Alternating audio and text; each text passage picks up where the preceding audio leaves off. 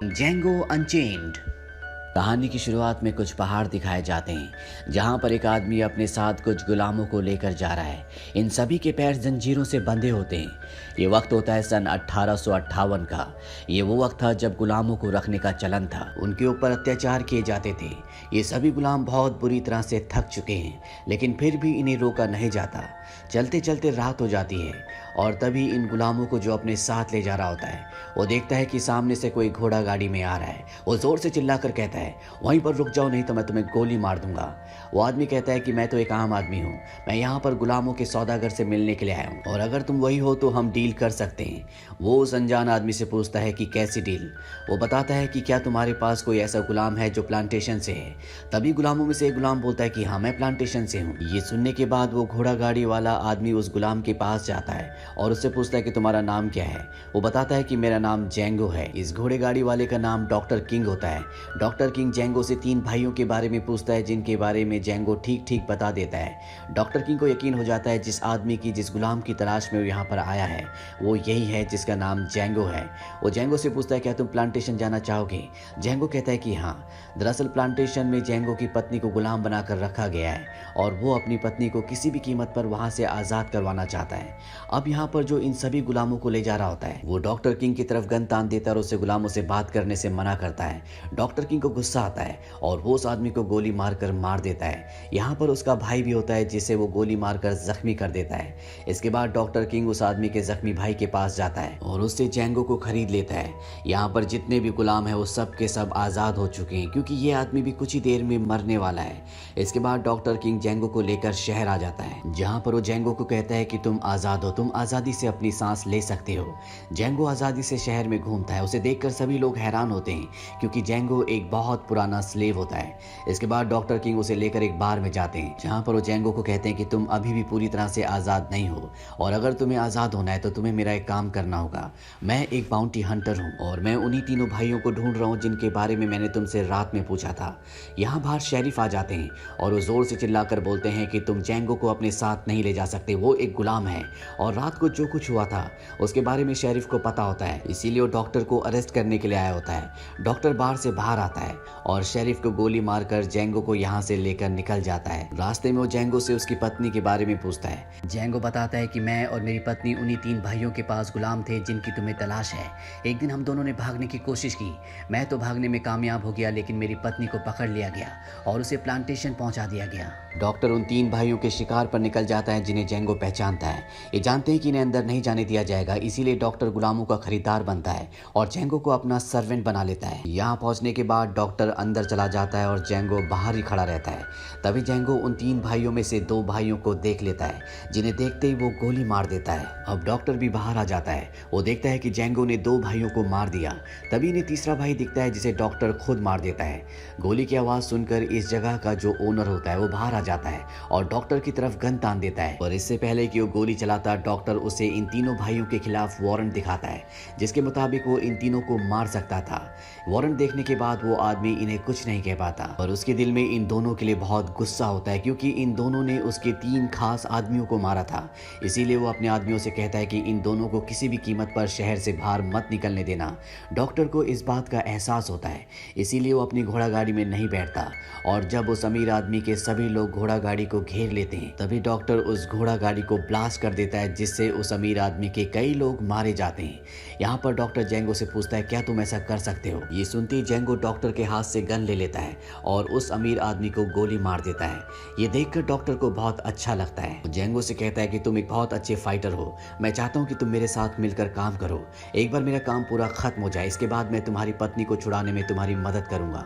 Django इस deal के लिए हाँ कर देता है क्योंकि वो किसी भी कीमत पर अपनी पत्नी को छुड़ाना चाहता है और इसके बाद ये दोनों मिलकर कई लोगों को मार देते हैं। दरअसल डॉक्टर जो कि एक बाउंटी हंटर है, वो उन्हीं लोगों का शिकार करता है जिनके ऊपर सरकार ने जिंदा या मुर्दा पकड़ने पर इनाम रखा है।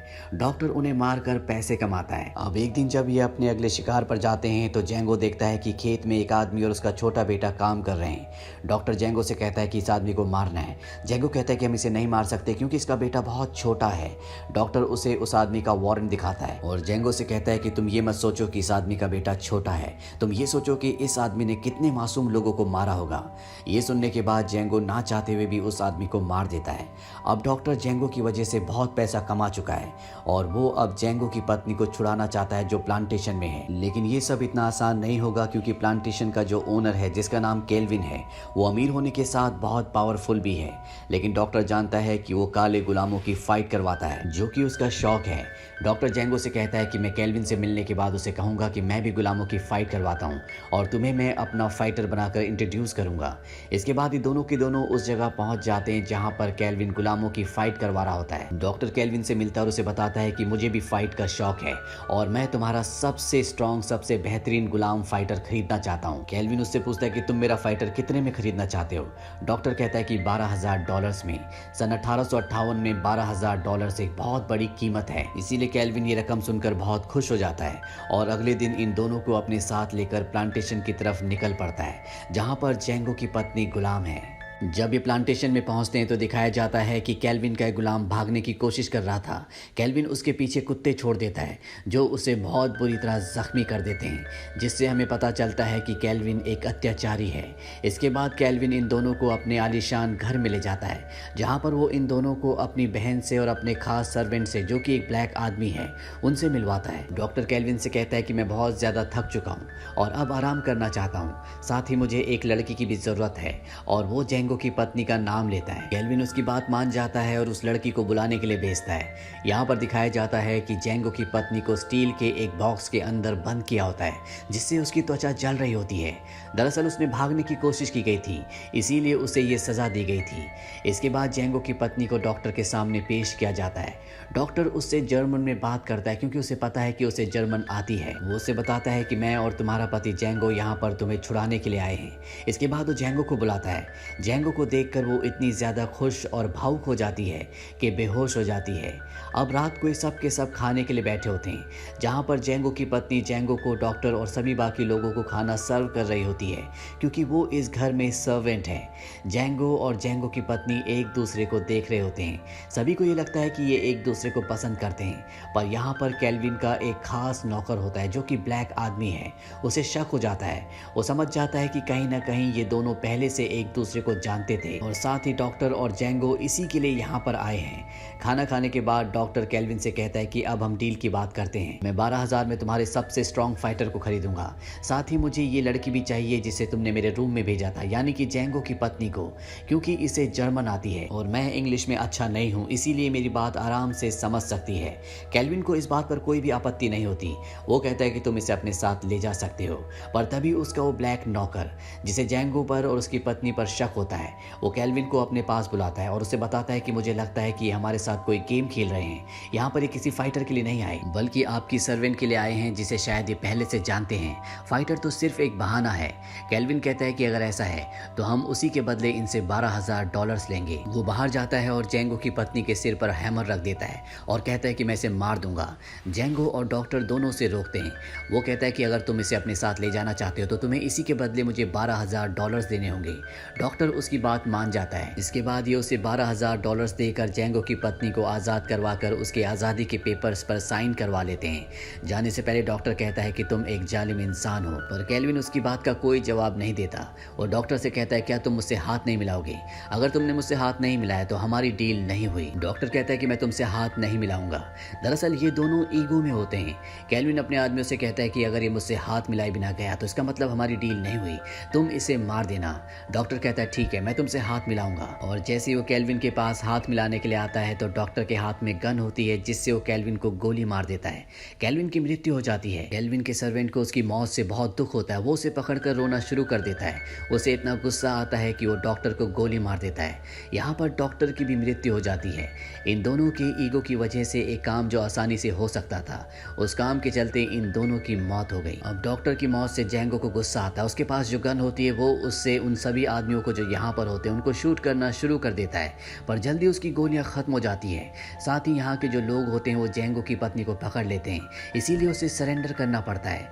इसके बाद जेंगो को बहुत बुरी तरह से मारा जाता है, वो बेहोश हो जाता है और जब उसे होश आता है तो वो एक माइनिंग कंपनी में होता है। दरअसल उन लोगों ने जेंगो को यहाँ पर बेच दिया है और इस तरह से जेंगो एक बार फिर से अपनी पत्नी से दूर हो जाता है। यहाँ के लोगों को जेंगो बताता है कि वो कोई गुलाम नहीं है, बल्कि वो एक आज़ाद इंसान है। उनके साथ धोखा किया गया है और ना ही उसे गुलामी का कोई काम आता है, बल्कि वो एक बाउंटी हंटर है। वो यहाँ पर इन 3 लोगों को एक आदमी के वांटेड का ऐड दिखाता है, जिसे मारने पर $7,000 का इनाम होता है। वो कहता है कि तुम मेरे साथ मिल जाओ, हम सब मिलकर इसे मारेंगे और पैसा बांट लेंगे। ये तीनों की तीनों उसकी बात मान जाते हैं। साथ ही वो जेंगो को अपने हथियार भी देते हैं। जैसे ही जेंगो को हथियार मिलते हैं वो इन तीनों को मार देता है और यहाँ से निकल जाता है। यहाँ से सीधा वो प्लांटेशन में जाता है, जहाँ पर वो सबसे पहले उन लोगों को मारता है जिन्होंने गुलामों के ऊपर डॉग्स को छोड़ा था। इसके बाद वो उस कमरे में जाता है जहाँ पर उसकी पत्नी होती है। उसकी पत्नी जेंगो को देखकर बहुत खुश होती है और अब जेंगो वहाँ पर जाता है जहाँ पर डॉक्टर किंग की डेड बॉडी है। जेंगो वहाँ से उन पेपर्स को लेता है जिन पेपर्स में केल्विन ने उसकी पत्नी की आज़ादी के लिए साइन किए थे। जेंगो के दिल में डॉक्टर की मौत का बहुत गुस्सा होता है, इसीलिए वो केल्विन के घर जाता है जहाँ पर सभी उसके जानने वाले लोग होते हैं। वो एक एक करके सभी लोगों को मार देता है और यहाँ पर जितने भी गुलाम होते हैं उन सबको कहता है कि आज से तुम सब के सब आज़ाद हो। यहाँ पर केल्विन का वो खास गुलाम भी होता है जिसने केल्विन को ये कहा था कि जेंगो और उसकी पत्नी और डॉक्टर ये तीनों की तीनों मिले हुए हैं और ये यहाँ पर किसी फाइटर के लिए नहीं बल्कि जेंगो की पत्नी के लिए आए हैं। जेंगो उस गुलाम की दोनों पैरों पर गोली मारता है ताकि वो चल ना पाए। इसके बाद वो अपनी पत्नी के साथ घर से बाहर निकल जाता है और इस पूरे घर को एक्सप्लोसिव से ब्लास्ट कर देता है, जिससे अंदर उस गुलाम की मृत्यु हो जाती है। इसके बाद दिखाया जाता है कि जेंगो घोड़े पर बैठकर अपनी पत्नी के साथ जंगल के रास्ते निकल पड़ता है। दरअसल अब वो अपने घर जा रहे हैं। ये दोनों की दोनों आज़ाद हैं और एक अच्छी जिंदगी जी सकते हैं। इसी के साथ ये फिल्म यहीं पर खत्म हो जाती है। ये फिल्म ईयर 2012 में रिलीज हुई थी। IMDb पर इसकी रेटिंग है 8.4। इस फिल्म का बजट था $100 मिलियन और बॉक्स ऑफिस पर इसने कमाई की थी $425.4 मिलियन की। उम्मीद करते हैं कि ये कहानी आपको पसंद आई होगी।